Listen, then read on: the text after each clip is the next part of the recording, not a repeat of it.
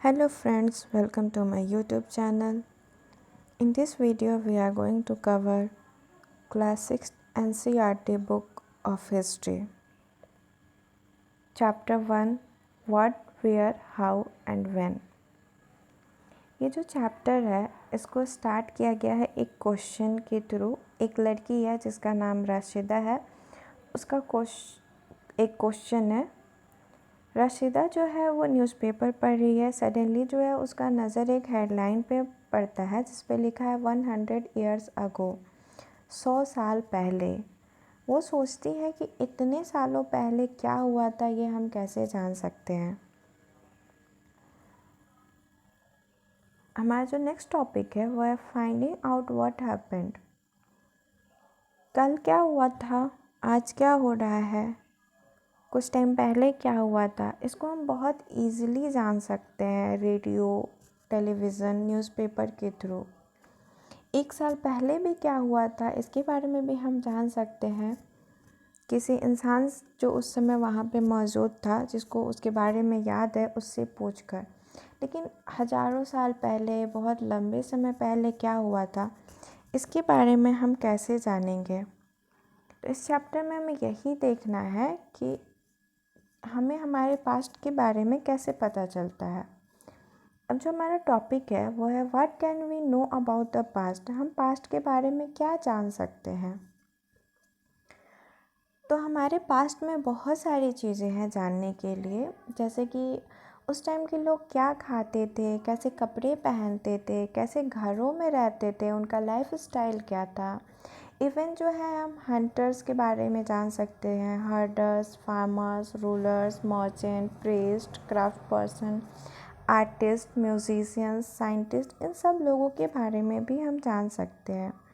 Even हम ये भी जान सकते हैं कि उस समय के जो बच्चे थे वो क्या खेलते थे, कौन सा गेम खेलते थे, कैसे स्टोरी सुनते थे, किस टाइप का वो प्ले देखते थे, कैसे गाने वो गाते थे। इन सब चीज़ों के बारे में जो है हम पास्ट से जान सकते हैं।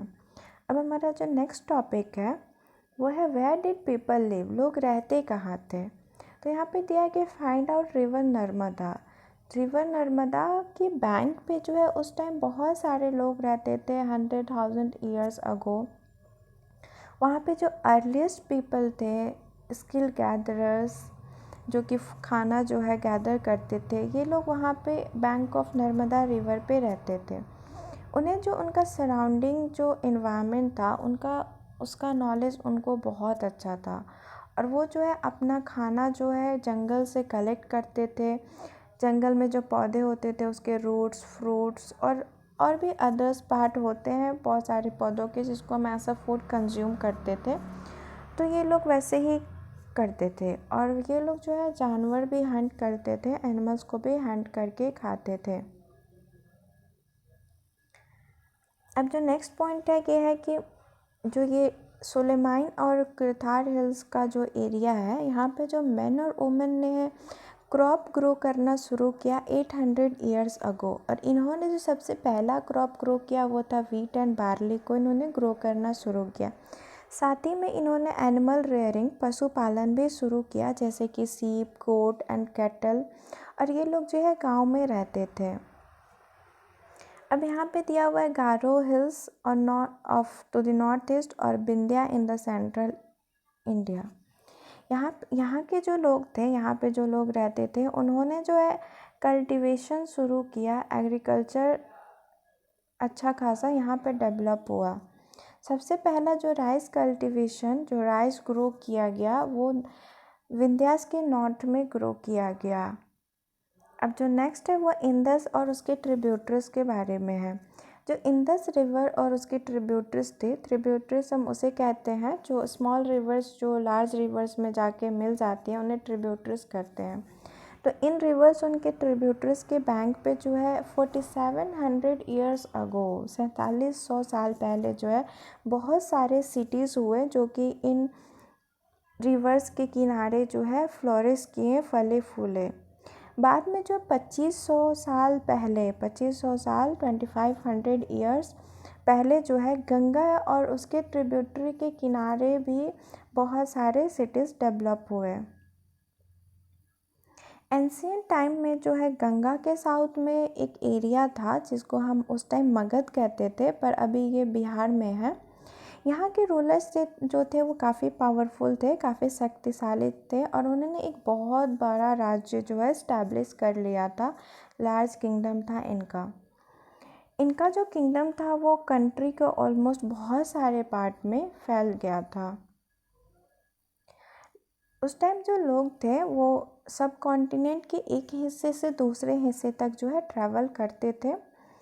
Himalayas, deserts, hills, high mountains, ये सब चीज़ें जो थे, सीज़, इन सब चीज़ों की वजह से जो है उस टाइम का जो जर्नी काफ़ी डेंजरस हो जाता था, पर ये कभी भी इम्पॉसिबल नहीं था। इसलिए जो मेन और वुमेन थे वो एक जगह से दूसरी जगह पे जाते थे, और एक जगह से दूसरी जगह माइग्रेशन होते रहता था। और ये माइग्रेशन क्यों होता था? तो ये माइग्रेशन जो है इन सर्च ऑफ लाइवलीहुड होता था। और ये लोग जो है कभी कभी जो नेचुरल डिज़ास्टर्स होते हैं, जैसे कि फ्लड, ड्रॉट, ये सब जो नेचुरल डिज़ास्टर्स आते रहते हैं, इससे भी बचने के लिए जो है माइग्रेट करते रहते थे, एक जगह से दूसरी जगह ट्रैवल करते थे। कभी कभी जो है आर्मीज़ जो होती थी वो दूसरे लैंड को कन्क्वायर करने के लिए, उसको कंट्रोल करने के लिए जो है ट्रैवल करते थे।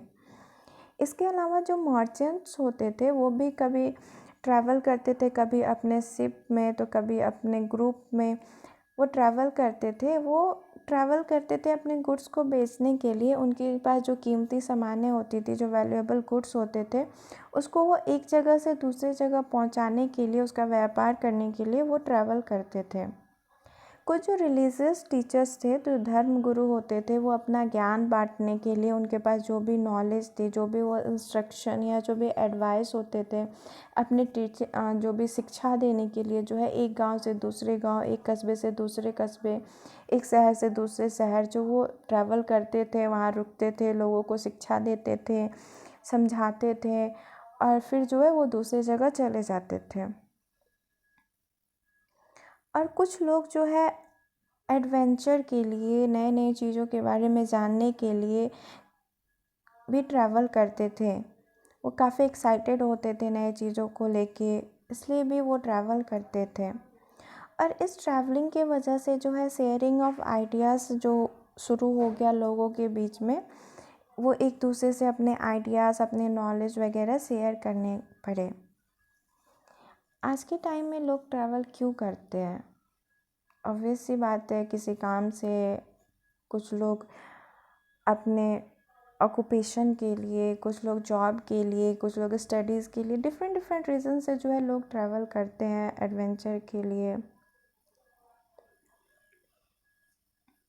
जो ये हिल्स, माउंटेन्स, सीज़, ये सब जो नेचुरल जो फ्रंटियर्स हैं सब कॉन्टिनेंट के, ये जो है लोगों का ट्रैवलिंग जो है काफ़ी डिफ़िकल्ट बना देते थे। फिर भी लोगों के लिए ये ट्रैवल करना नामुमकिन नहीं था। जिन्होंने चाहा ट्रैवल करने के लिए उन्होंने ट्रैवल कर लिया। बहुत सारे लोग जो है सब कॉन्टिनेंट के बाहर से भी आके जो है यहाँ पे सेटल हो गए। और ये जो मूवमेंट ऑफ पीपल था, जो डिफरेंट कॉन्टिनेंट से भी आके इसी कॉन्टिनेंट में बस गए और लोगों ने माइग्रेट किया, इसके वजह से जो कल्चरल ट्रेडिशन था वो काफ़ी एनरिच हुआ। लोगों ने जो स्टोन कार्विंग था, म्यूज़िक कंपोज करना था, इवन जो खाना पकाने का जो तरीका था, वो सब एक दूसरे के साथ शेयर किया। अब जो नेक्स्ट टॉपिक है वो नेम्स ऑफ द लैंड है। मतलब हमारा जो लैंड है, हमारा जो कंट्री है, उसका नाम कैसे पड़ा। हम जनरली जो है 2 वर्ड सुनते हैं, 2 शब्द सुनते हैं अपने कंट्री के नाम पे। एक है इंडिया जो कि इंग्लिश में है, और भारत जो कि हम हिंदी में बोलते हैं। जो इंडिया जो वर्ड है वो जो है इंडस रिवर से आता है, जिसको संस्कृत में हम सिंधु कहते हैं। उस टाइम के जो ईरानियन और जो ग्रीक्स थे, जो नॉर्थ वेस्ट से लगभग 2500 साल पहले आए थे, वो इंडस से काफ़ी फेमिलियर थे, और वो इंडस को जो है हिंदोस बोलते थे, हिंदोस या इंडोस, उसको प्रोनाउंस करते थे वो हिंदोस या इंडोस, इंडस रिवर को। और जो ईस्ट ऑफ द रिवर का जो लैंड है उसको इंडिया कहते हैं। और भारता जो है वो ग्रुप ऑफ पीपल के लिए यूज़ किया गया था उनके द्वारा, जो कि नॉर्थ वेस्ट में रहते थे। और ये जो है ऋग्वेदा में भी मेंशन्ड है।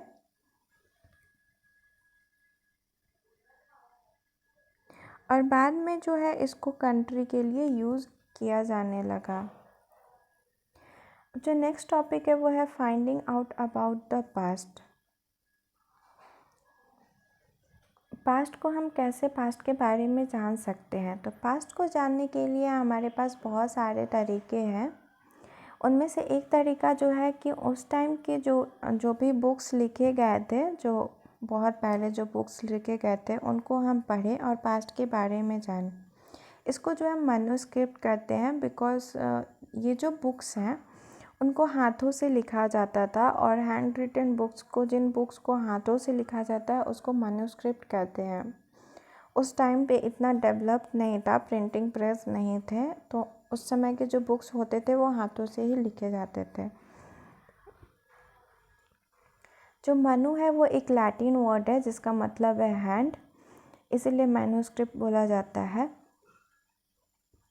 और ये जो है मोस्टली जो उस टाइम जो है बुक्स लिखे जाते थे वो पाम लीफ पे लिखे जाते थे, या फिर एक ट्री का बार्क होता था जिसको स्पेशली प्रिपेयर किया जाता था, जिसको बिर्च बोला जाता है, और ये हिमालयस में ग्रो करता है, इस पे भी लिखा जाता था। जैसे जैसे टाइम बीतते गया, बहुत सारे जो मैन्युस्क्रिप्ट थे, जो ओरिजिनल हैंड रिटन बुक्स थे, उन्हें कीड़े खा गए, दीमक खा गया, कुछ जो है डिस्ट्रॉय हो गए, पर उनमें से बहुत सारे जो है अभी भी हैं। और इन्हें जो है ज़्यादातर टेम्पल्स और मोनास्ट्रीज में प्रिजर्व करके रखा जाता है। और ये जो बुक्स हैं वो सारे काइंड ऑफ सब्जेक्ट से डील करते हैं। इनमें हर चीज़ के बारे में लिखा गया है, जैसे कि उस समय की क्या रिलीजियस बिलीफ थी, उस समय क्या प्रैक्टिसेस किए गए थे, किंग्स की लाइफ के बारे में, मेडिसिन और साइंस के बारे में। इसके अलावा उनमें जो है एपिक्स, पोएम, प्ले, कविताएं, नाटक, इन सब चीज़ों के बारे में भी लिखा हुआ है। इनमें से बहुत सारे बुक्स जो हैं वो संस्कृत में लिखे गए हैं और कुछ जो है प्राकृत में लिखे गए हैं। प्राकृत जो था उस समय का लोकल लैंग्वेज था जो ऑर्डिनरी लोग बोलते थे, और कुछ बुक्स जो है वो तमिल में भी लिखे गए हैं। हम बुक्स के अलावा भी जो पास्ट को जानने के लिए इंस्क्रिप्शन पढ़ सकते हैं। उस समय क्या होता था कि जो राजा होते थे वो मोस्टली जो चीज़ों को पिलर इंस्क्रिप्शन करवा देते थे या कहीं भी लिखवा देते थे। जो ये इंस्क्रिप्शंस होते थे ये मोस्टली जो है हार्ड सरफेस पे लिखे जाते थे, जैसे कि कोई स्टोन हो गया, कोई मेटल हो गया, उस पर ये लिखे जाते थे। कभी कभी क्या होता था कि जो किंग होता था उसको कोई जो है ऑर्डर जो है लोगों तक पहुंचाना होता था कि लोग उसको पढ़े और उसको फॉलो करें, तो किंग क्या करता था कि वो किसी चीज़ पे उसका इंस्क्रिप्शन करवा देता था, जहाँ पे मैन और वुमेन के बारे में, इंक्लूडिंग किंग एंड क्वीन, वो जो कुछ भी किए हो या जो कुछ भी ऑर्डर है उसको रिकॉर्ड कर दिया जाता था लिख करके। एक एग्जाम्पल दिया गया है, जैसे कि मोस्टली जो किंग होते थे वो अपने जब भी कोई बैटल जीत के आते थे तो उसका रिकॉर्ड वो रखते थे अपनी विजय गाथा के रूप में। तो वो मोस्टली उसको किसी पिलर या किसी मेटल या किसी स्टोन पे जो उसका इंस्क्रिप्शन करवा देते थे, ताकि उनकी जो जीत है वो सालों सालों तक याद रखी जाए।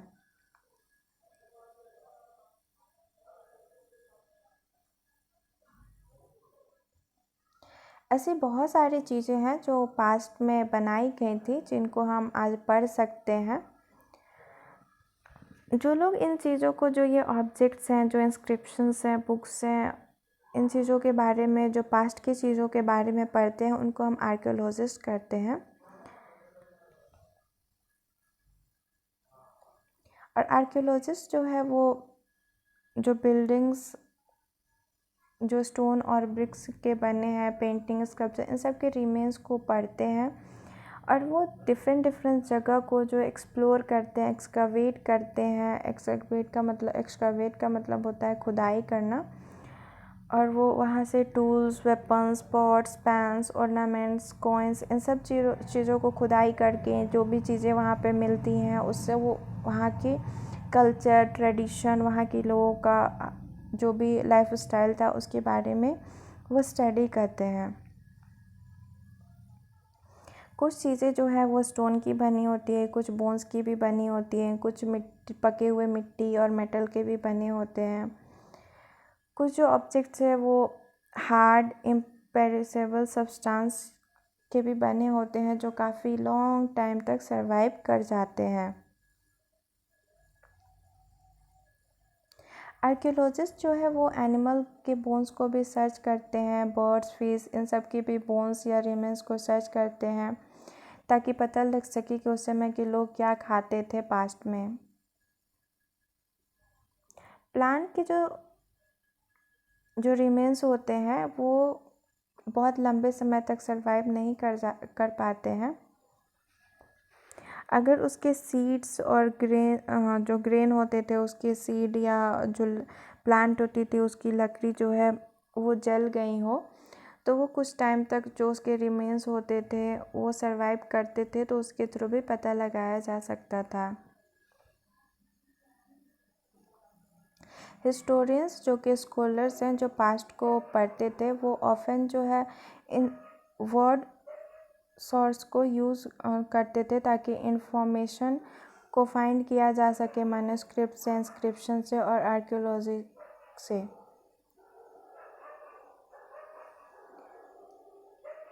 एक बार जब कोई सोर्स मिल जाता है पास्ट के बारे में जानने के लिए तो जो पास्ट का जो के बारे में जानना बहुत ही एडवेंचरस हो जाता है आर्कियोलॉजिस्ट के लिए, जब वो उसको एक एक करके जो है रिकंस्ट्रक्ट करते थे कि क्या हुआ था, क्या नहीं था।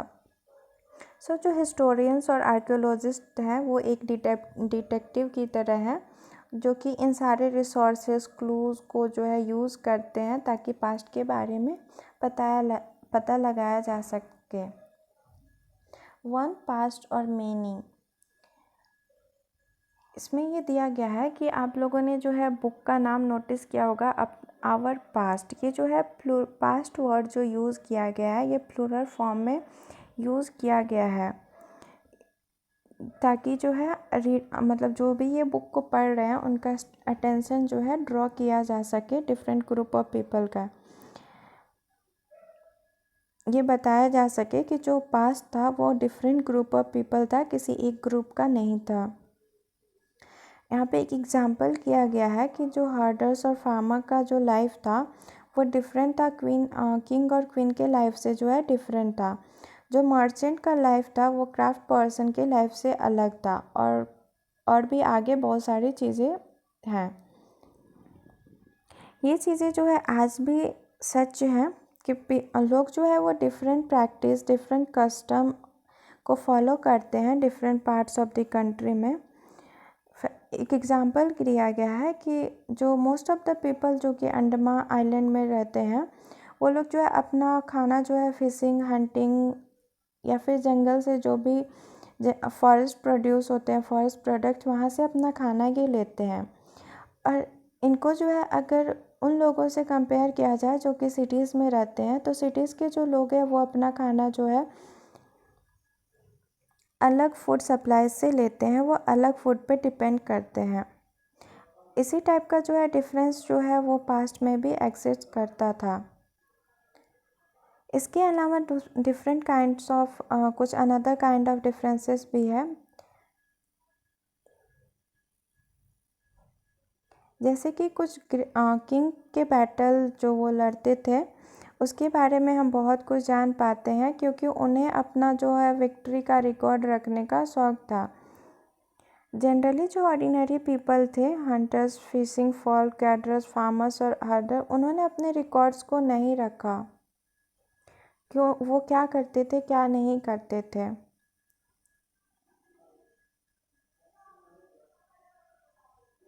जो आर्कियोलॉजिस्ट हैं वो हमें और भी बहुत सारी चीज़ें जानने में मदद करते हैं जिसके रिमेन्स जो है वो अननोन है।